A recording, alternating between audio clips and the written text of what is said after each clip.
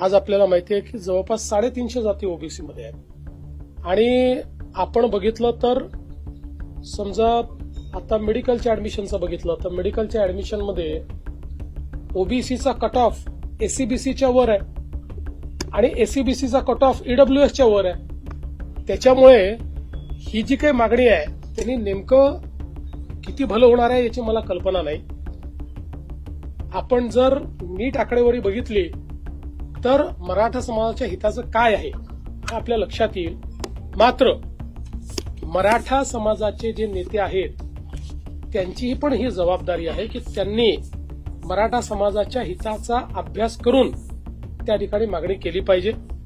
एक गोष्ट निश्चित आहे की जर एससीबीसी असेल किंवा ईडब्ल्यूएस असेल तर राजकीय आरक्षण मिळणार नाही. राजकीय आरक्षण हेतू असेल तर वेगळी गोष्ट आहे, पण राजकीय आरक्षण हा जर हेतू नसेल आणि सामाजिक आर्थिक परिवर्तनाची लढाई असेल, ऍडमिशन्स मिळाल्या पाहिजेत, नोकरी मिळाली पाहिजे, तर मला असं वाटतं की मग मागणीचा योग्य प्रकारे विचार किमान काही विचारवंतांनी तरी केला पाहिजे.